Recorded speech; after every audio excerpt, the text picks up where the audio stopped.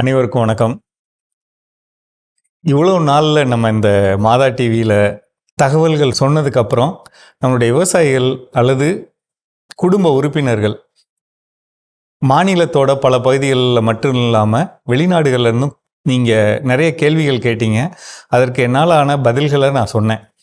இதில் நீங்கள் என்ன ஒரு சில முக்கியமான கேள்விகளுக்கு அடிப்படையான பதில்கள் சொல்லணும் அப்படின்னு ஆசைப்பட்டேங்க. இன்றைக்கி அதை மற்ற விஷயங்களுக்கான பதில்கள் பின்னாடி சொல்லப்பட்டாலும் முக்கியமாக தொழில்கள் எப்படி நம்ம செய்யலாம் அப்படிங்கிற விஷயத்தை பொறுத்தளவில் வீட்டில் இருக்கக்கூடிய பெண்கள் அல்லது ஆண்கள் குறைந்த செலவில் ஒரு விஷயத்தை எப்படி பண்ணலாம் அப்படிங்கிறத கேட்குறீங்க. கேட்டுட்டு நீங்கள் அமைதியாயிட்டீங்க. என்னுடைய தரப்பு பதில்களை நான் சொல்லியிருந்தேன். பட் உங்களுடைய கேள்விகள் என்னவா இருக்கணும்னு நான் இன்னும் ஆசைப்படுறேன் அப்படின்னு சொன்னால், ஒரு தொழிலை பற்றி முழுசாக தெரிஞ்சுக்கிற அந்த விஷயமா இருக்கலாம். அல்லது அடுத்து தினசரி நான் அந்த தொழிலுக்கு நான் என்ன பண்ணணும், 3வது அதற்கான நிதி உதவி எங்கே கிடைக்கும், அப்படியே நான் உற்பத்தி பண்ணால் அதை எங்கே விற்கணும், இந்த மாதிரியான நிறைய கேள்விகள் உங்கள்கிட்ட வரணும் அப்படின்னு ஆசைப்படுறேன். ஏன்னா உங்களுடைய சந்தேகங்கள் தெளிவு பெற்றுச்சுன்னு வைங்களேன், அதுக்கப்புறம் நான் தேவையில்லை, உங்களுக்கு நீங்களே செஞ்சிடுவீங்க. இதில் என்ன நடக்கும் அப்படின்னு சொன்னால், ஒரு தொழில் அப்படின்னு நம்ம எடுத்துக்கிட்டோம்னா தொடர்ந்து செய்கிறது அப்படிங்கிற ஒரு காரியம் நடக்கணும் அப்படின்னு ஆசைப்படுறேன். நிறைய பேர் நீங்கள் இருக்கக்கூடிய பகுதியிலேயே நிறைய தொழில்கள் பண்ணுறவங்களாம் நீங்கள் பார்த்துருப்பீங்க. ஆரம்பிச்சிருப்பாங்க, சீக்கிரம் அதை கடையை மூடிடுவாங்க.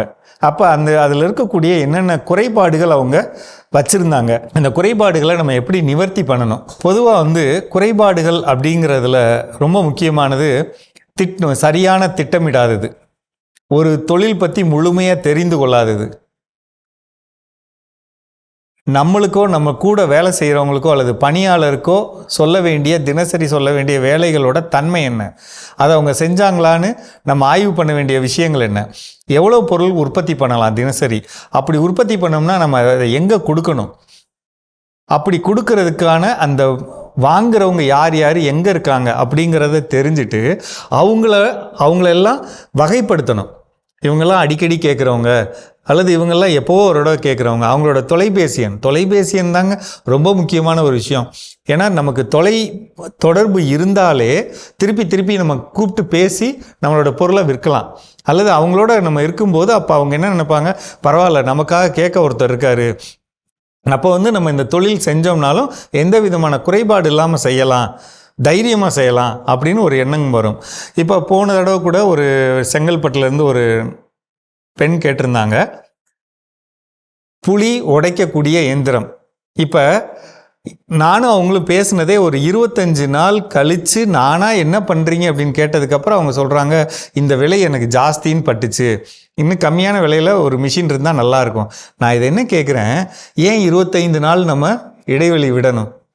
ஏன்னா புளியங்காய் கிடைக்கக்கூடிய நேரத்தை நம்ம தப்பி போயிட்டோம்னா நிறைய புளியங்காய் உற்பத்தி ஆகிறப்ப விலை கம்மியாக கிடைக்கும். ஒரு கிலோ 15 ரூபாய் 20 ரூபா கூட கிடைக்கும்.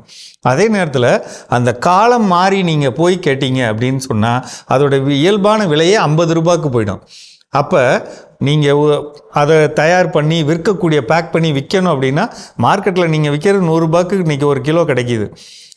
பெட்டி கடையில் விற்கிறவருக்கு லாபம் வேணும், மற்ற இடத்துல இருக்கவங்களுக்கு லாபம் வேணும். அப்படிங்கிறப்போ உங்களுடைய லாபத்தோட அளவு குறைஞ்சிரும். நான் மொத்த செய்தியில் நான் சொல்ல வர்றது என்ன, உடனே உங்களுடைய சந்தேகங்களை கேட்கணும். நான் சொல்லனா பரவாயில்ல, நீங்கள் கேட்கல, அதுதான் நான் சொல்ல வரேன். நீங்கள் கேட்கணும். அப்படி கேட்குறப்ப கண்டிப்பான ஒரு வெற்றியை நம்ம பெற முடியும்.